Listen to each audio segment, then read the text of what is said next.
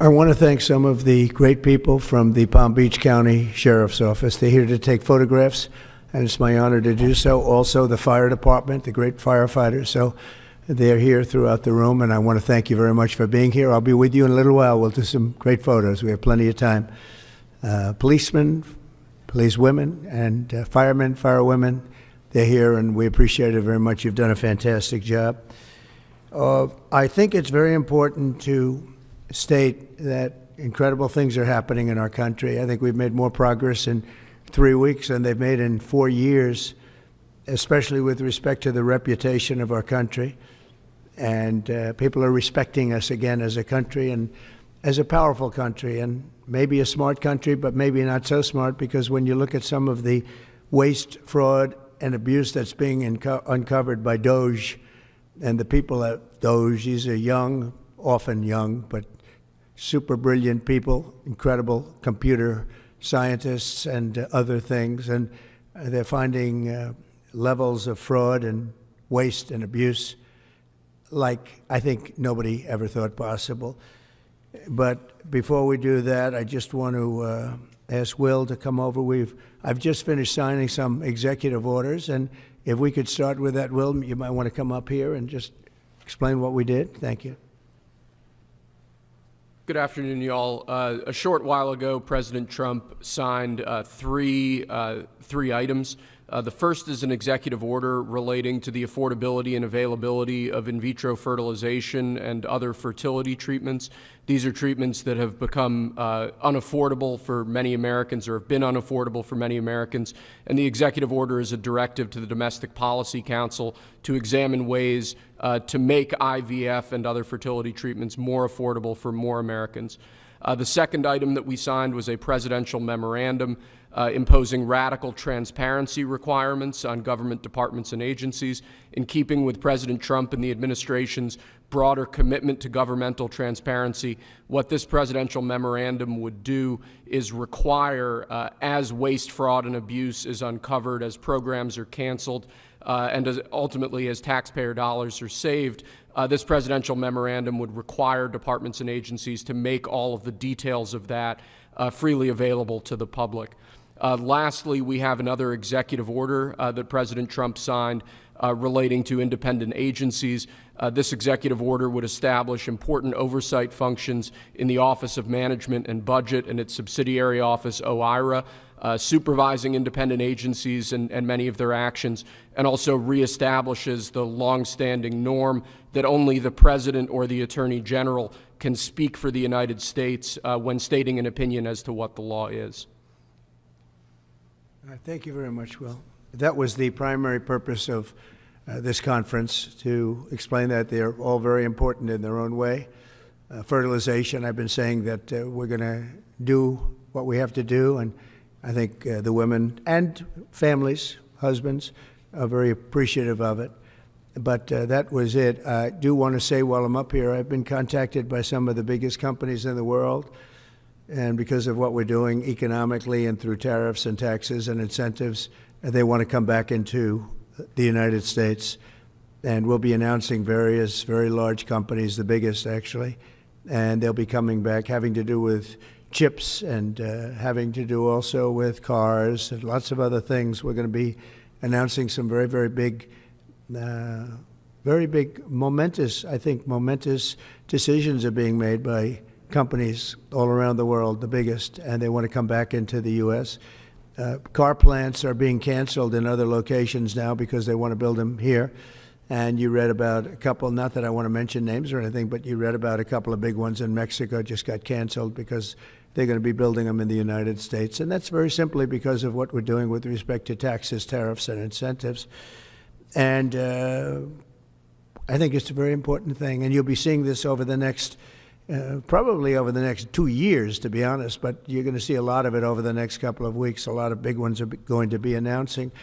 And so while we're here, I guess we can take a couple of quick questions. Go ahead, please. Please.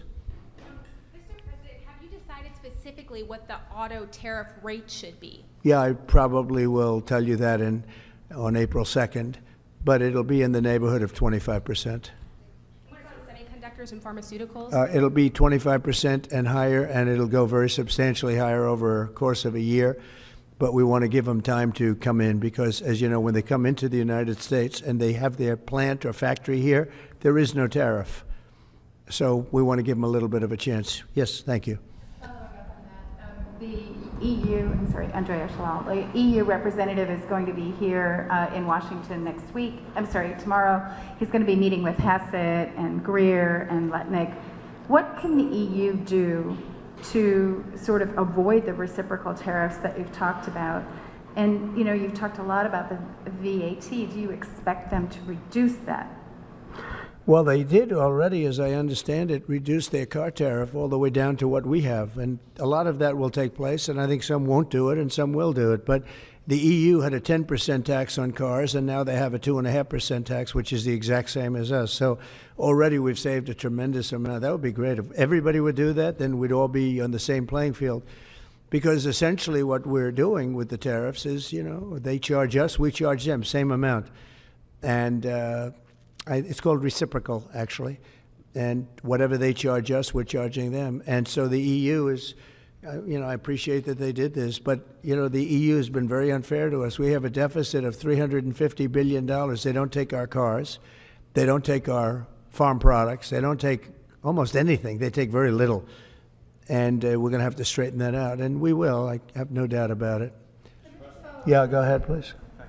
Thank you, Mr. President. Could you tell us a little bit more about the Russia talks, your impression of how they went today, and if you're perhaps more confident or less confident of a deal after what happened today?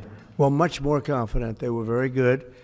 Russia wants to do something. They want to stop the savage barbarianism. I mean, what's going on over there? It's soldiers are being killed by the thousands on a weekly basis. It's ridiculous. And they're not American soldiers. They're Russian soldiers, and they're Ukrainian soldiers largely, although a lot of Koreans have been killed, as you know. Quite a bit of them have been killed. They came over to fight, and a large portion have been wiped out. But we want to end it. It's a senseless war. It should have never happened, would have never happened if I was president, and it's a shame to see it. And I see pictures that you don't see, but I see pictures of fields that look just horrible. It looks like Gettysburg. If you see the old pictures of Gettysburg, it's soldiers lying all over the field, body parts all over the field. They're all dead. And this is going on a daily basis. It's a horrible thing. Both Russia and Ukraine, they're losing thousands and thousands of soldiers, and a lot of people have been killed too. I think that's one of the things that you'll see historically, and you'll see later on as it goes along. I think people are going to be surprised at how many people, not only soldiers, have been killed in Ukraine. A lot more people than you think. Yeah, please. President Trump, as part of a peace deal with Putin, would you be willing to consider removing all American troops from Europe? Well, nobody's asked me to do that, so I don't think we'd have to do that. I wouldn't want to do that. But that question's never really come up. Yeah. Please. Sir, do you support stationing European peacekeeping troops in Ukraine as part of this peace deal? If they want to do that, that's great. I'm all for it. If they want to do that, I think that'd be fine. Even if the Russians are... I mean, I know France has mentioned it. Others have mentioned it. UK has mentioned it. But, yeah, if we have a peace deal, I think having troops over there from the standpoint of Europe, we won't have to put any over there because, you know, we're very far away. But having troops over there would be fine. I would not object to it at all. We're talking about this now, peace. We have either a ceasefire or a peace itself, and we're looking to do both. We'd start off with the ceasefire, and if they want to do that. I know France was willing to do that, and I thought that was a beautiful gesture. Yeah, please. Do you have any message for Ukrainians who, after 3 years of fighting, might feel betrayed or disappointed at not having a seat at these initial talks in Saudi Arabia? Well, I think I'm really disappointed in what's happened. I've been watching this for 3 years. It's a war that would have never happened if I was president, and I've been watching these people being killed at levels that you've rarely seen, not even close, since the Second World War. And I'm very disappointed. I hear that, they're upset about not having a seat. Well, they've had a seat for 3 years and a long time before that. This could have been settled very easily. just a half-baked negotiator could have settled this years ago without the loss of much land, very little land, without the loss of any lives, and without the loss of cities that are just laying on their sides. You have those magnificent golden domes that are shattered, will never be replaced. You can't replace them. 1,000-year-old domes that are so beautiful, you can't replace that. A whole civilization has changed because of what. So when they're worried about not being seated, you mean somebody that should have gone in and made a deal a long time ago? You could have made a deal. This is one that could have made a deal. There was no talk of this during the Trump administration. Putin would have never, ever done it. And by the way, we wouldn't have had October 7th. You know that. We wouldn't have had October 7th either in Israel. And we wouldn't have had that mess that's going on over there. It's like we have great fire people here. We're putting out fires. All over the world we're putting out fires. So that wouldn't have happened. And you know what else wouldn't have happened? Inflation. Because it was caused really by the cost of energy going through the roof because of their bad energy policies and also their spending, their terrible spending, wasteful spending on the Green New scam. It's a scam. It's a whole big scam. Yeah, please. Yes, sir. I want to ask you a little closer to home. What would it take for you to reconsider the restrictions on the Associated Press?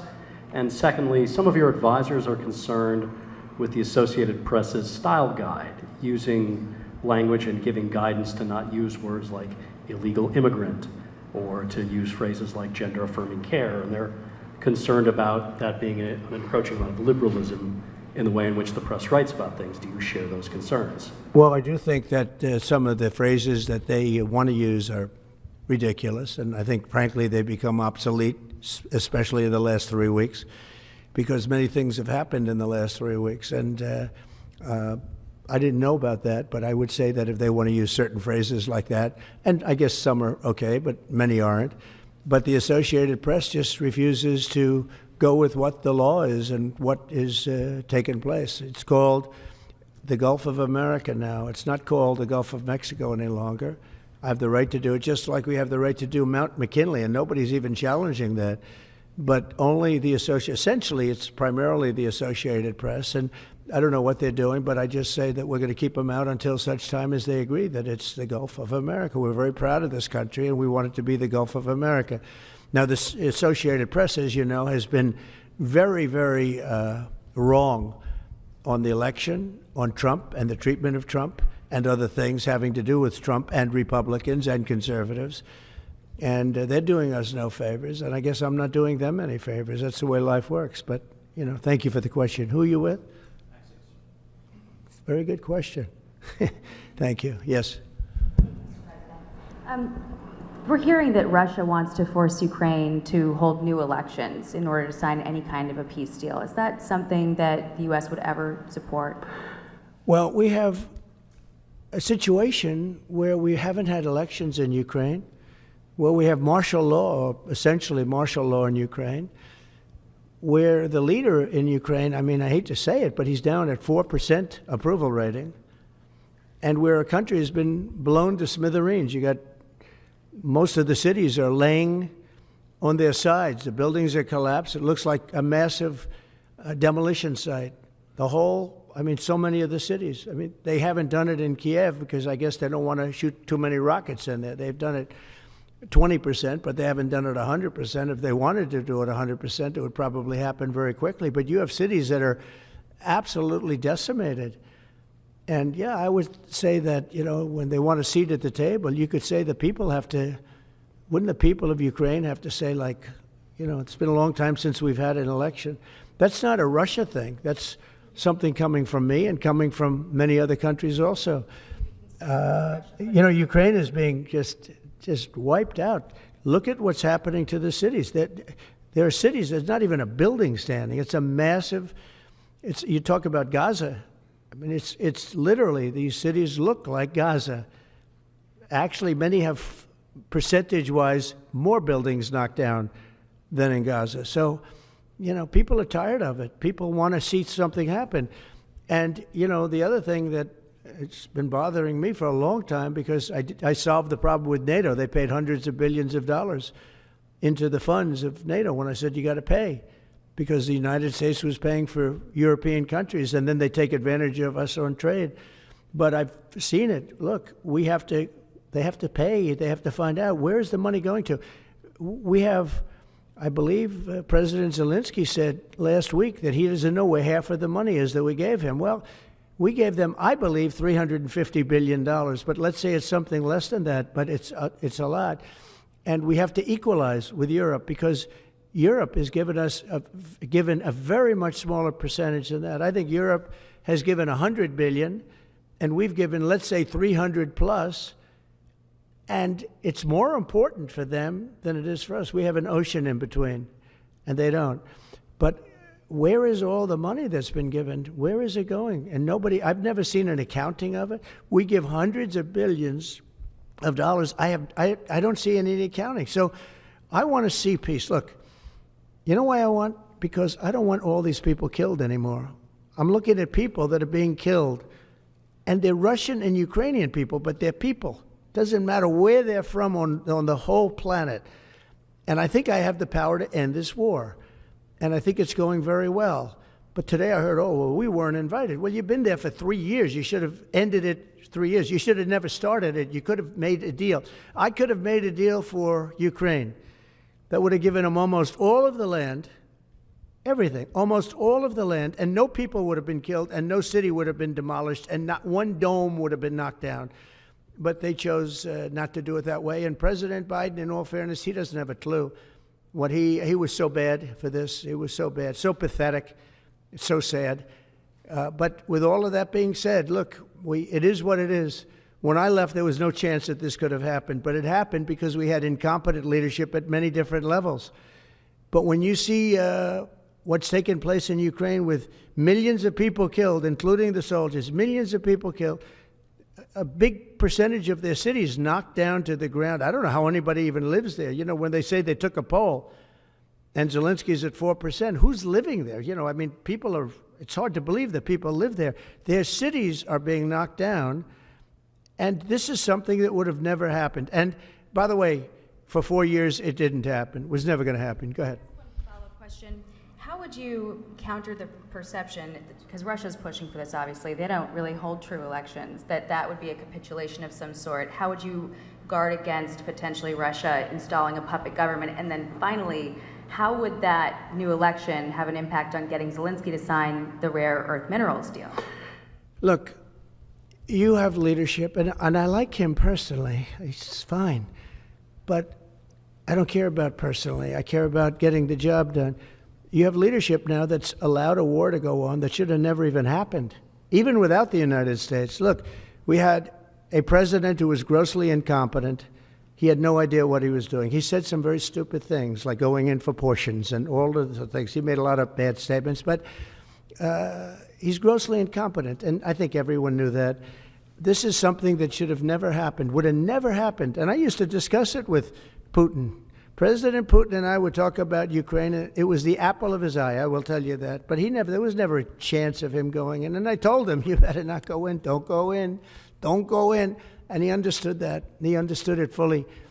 But I'm only interested. I want to see if I can save maybe millions of lives. This could even end up in a World War III. I mean, to be honest with you, you've been hearing now Europe is saying, well, I think we're going to go in and we're going to go. All of a sudden, you're going to end up in World War III over something that should have never happened.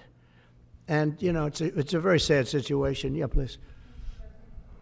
In a court filing, the White House said that Elon Musk is not a DOJ employee and has no authority to make decisions. Can you clarify for us today well, Elon what Musk, his exact role is there? Yeah. Elon is, to me, a patriot. So, you know, you could call him an employee, you could call him a consultant, you could call him whatever you want. But he's a patriot. I mean, look at the kind of things. I just said, just write it down, just in case that question got asked, right? And which I'm surprised it took so long, actually. But you know what? Ukraine's a bigger deal because people are dying by the thousands a week, thousands. But look at this, from 90 to 99, Social Security, 6,054,000 people.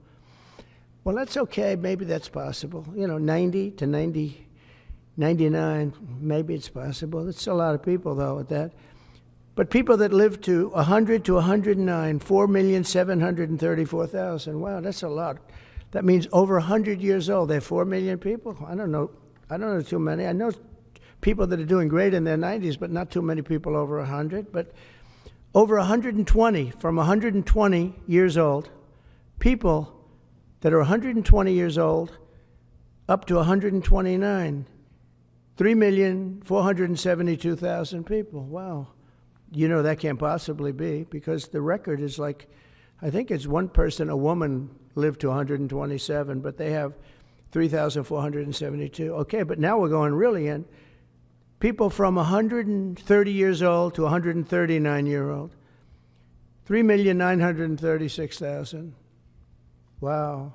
I wonder if people are getting paid with all this. I mean, are these checks? And that's what we're checking right now. People from 140 years old to 149 years old, 3,542,000, 140 years old and beyond. Now we're really going, because we're looking to break the record by 25 years. People from 150 years old to 159 years old, 1,345,000. These are in the, by the way, these are in the computer files. This is what they do well. They're super. I asked Elon, who are these Doge people? He said they're super brilliant computer people and they love the country. It's simple. Wait a minute. People from 160 years old to 169 years, 121,000. So 160-year-old people. 170 to 179,000, 6,087. But now, let's go into the real numbers. From 200 to 209 years old, 879 people. From 210 years old, I haven't met any of them. And if I did, I would bless them. I would worship the ground they walk on. 210 to 219 years, 866. From 220 years old to 229 years old, 1,039. And then you have two people. From 240 years old to 249 years old, one person. And there's one person that's 360 years old. That's just that. And then, where's the money being spent, right? Let's go into that for just a second.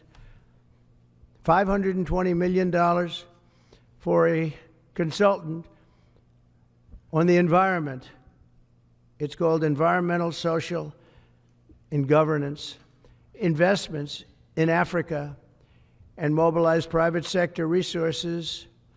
$520 million. Somebody got $520 million for an environmental, sounds like an environmental study.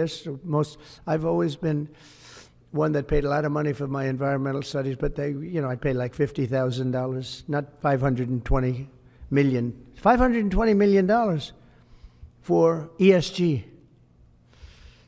$25 million to promote biodiversity, conservation, and promote licit livelihoods by developing socially responsible behavior in the country of Colombia. Well, it's nice, $25 million to go into Colombia for something that nobody ever heard of. $40 million to improve the social and economic inclusion of sedentary migrants. $40 million. $42 million for Johns Hopkins, great place, to research and drive social and behavior change in Uganda. $42 million. What about us? What about social change in our country? $70 million for a center at Purdue to research university-sourced, evidence-based solutions to developmental challenges. I mean, these are massive numbers on things that nobody ever heard about. $10 million for Mozambique voluntary medical male circumcisions. $10 million for circumcisions in another country.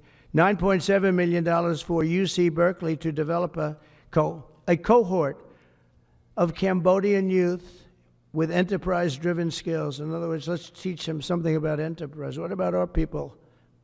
Can't we teach them about enterprise? $2.3 million for strengthening independent voices in Cambodia. $32 million to the Prague Civil Society Center, which is a very liberal group of people. Wonder how much of that money came back to the people that approved it. $14 million for improving public procurement in Serbia.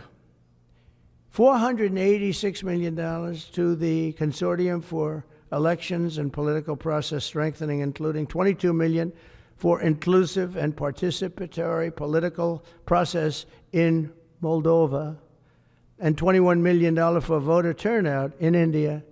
Well, why are we giving $21 million to India? They got a lot of money. They're one of the highest taxing countries in the world in terms of us. We can hardly get in there because their tariffs are so high. I have a lot of respect for India. I have a lot of respect for the Prime Minister. He just left, as you know, 2 days ago. But we're giving $21 million for voter turnout. It's voter turnout in India. What about, like, voter turnout here? Oh, we've done that, I guess. We did $500 million, didn't we? It's called the lockboxes. $20 million for fiscal federalism in Nepal. Listen to these numbers. This is all fraud. $19 million for biodiversity conservation in Nepal. $1.5 million for voter confidence. We want to give them confidence in Liberia. $14 million for social cohesion in Mali. $2.5 million for inclusive democracies in South Africa. $47 million for improving learning outcomes in Asia. Asia's doing very well. They're doing a lot better than we do in the schools, aren't they? $2 million to develop sustainable recycling models to increase socioeconomic cohesion among marginalized communities in Kosovo and Eshkali and in Egypt. We're talking about hundreds of billions of dollars. I could, by the way, I could read this all day long. I could go on all day long, and you'll see hundreds of billions of dollars, and we're doing it. But when I saw the Social Security numbers, I said, wow, that's really something. So we have, let's just go above 100 years old. We have millions and millions of people over 100 years old. Everybody knows that's not so. We have a very corrupt country, and it's a sad thing to say, but we're figuring it out. Now, the good thing about Social Security and what I read is if you take all of those numbers off, because they're obviously fraudulent or incompetent, but if you take all of those millions of people off Social Security, all of a sudden we have a very powerful Social Security with people that are 80 and 70 and 90, but not 200 years old. You know, so it's a very positive thing. How about over here? Yeah, please. Your reaction to Michelle King, the head, resigning after the DOJ investigations? Who resigned? The head of Social Security. I don't know. I mean, I resigned or got fired. I think got fired. You know, when you fire somebody, they always resign, and then they say, we resigned. But when you have numbers like that, I think really it's got fired. They have to get fired. Who would keep them? How could you have numbers like this? Now, the big thing is, how many of these people got paid? Were they getting paid? Were they getting paid? How many of them were getting paid Social Security? Because if that's the case, it's a massive fraud. We'll have to call those great Palm Beach police into this situation, right? You guys would figure that out very quickly. But how many of them are being paid? I mean, maybe millions of them, but it's a total fraud. Also, a lot of illegal immigrants are in Social Security that shouldn't be there. Yeah, please, go ahead. Mr. President, there was a big wave of probationary federal workers who were fired over the weekend. Some of these workers focused on nuclear weapon security were immediately rehired. Do you have any concerns about how these terminations have No, not at all. I think we have to just do what we have to do. It's, you know, you're going to, it's amazing what's been found right now. It's amazing. If we feel that in some cases they'll fire people and then they'll put some people back, not all of them, because a lot of people were let go. Don't forget, I got elected on the basis of making our government stronger and smaller, because we have millions of people that obviously they're paying millions of people that shouldn't be paid. And that has also to do with workers. Yeah, please. No, go ahead. Axios, New York Times. Sorry. Mr. President, given your concerns about corruption, you said that if there were any conflicts of interest with Elon Musk, you wouldn't let him anywhere near it. That's right. Doge and SpaceX employees are now working directly at the Federal Aviation Administration and the Defense Department. agencies that have billions of dollars in contracts with Musk's companies or that directly regulate his companies. How is that not a conflict of interest? Well, I mean, I'm just hearing about it, and if there is, and he told me before I told him, but obviously I will not let there be any conflict of interest. He's done an amazing job. They've revealed, in fact, he's going to be on tonight, a big show called Sean Hannity at 9 o'clock, and he's on and I'm on, and we talk about a lot of different things. And any conflicts, I told Elon, any conflicts, you can't have anything to do with that. So anything to do with possibly even space, we won't let Elon partake in that. Yeah, please. On immigration, sir, you said you would be sending the worst of the worst to Guantanamo Bay. What we're finding out is that there are a lot of low-risk migrants who don't have a criminal background who are also being sent. Are you thinking about this differently now? No, they're going to be brought back to their countries. And with some persuasion, every one of those countries, everyone in the, as you know, every country is taking the people back. So some of them are going to be brought back to, many of them, any of them that are low risk, as you say, are going to be brought back to their countries. Yeah, go ahead, please. Can you give us a bit of an update on where you stand with Venezuela? Yeah, it's sure. oil. There's basically a monthly license that can soon extend. Well, you know, we had Venezuela on the run, and it looked like that was going to be very good. And when Biden came in, as he always does, he screws it up. And they started buying millions and millions and millions of dollars of oil, billions of dollars actually, of oil, and it gave them a new life, a new really lease on life. But we'll see. We had some pretty good discussions with a lot of people within our government, in the United States government, that are involved in that. And Venezuela's a little bit early, but, you know, we were not buying from Venezuela when Biden came in for whatever reason. Instead of just taking the beautiful, as I call it, liquid gold, we have more than anybody, they started paying a fortune to Venezuela. And we're looking at that, actually. Why did they do that? Why were they doing that? Why would they go to the enemy and give them billions and billions of dollars? Now, with that being said, as you know, Venezuela has said very strongly they will not take any illegal immigrant, any of the people that they sent over to us. They sent their gangs, probably the worst gang anywhere in the world, as bad as MS-13, maybe worse, and they came out of the jails of Venezuela. They emptied their jails into our country, and they said, we'll never take them back. Well, they took them back, and they're taking them back, and they are taking them back rapidly. They were sending a lot of people to Venezuela. They said they wouldn't take them back, and they are taking back. But we're looking at Venezuela very seriously, and we're going to be able to. Don't forget, I've only been here for 3 weeks. Yeah, please. Just a little clarity on, are you inclined to continue to allow Venezuela, through, I think, Chevron and other oil companies, to export those petroleum products, or are you maybe trying not to pull back? Yeah, maybe not. We're looking at that now. I just got here. When I left, they weren't doing anything. They were ready to go. We give up. And then Biden came along and he gave them literally billions of dollars. I couldn't believe it, actually. And we have so much under our feet, liquid gold. We have so much, and it was pretty amazing. So we're looking at that whole situation, why he did it.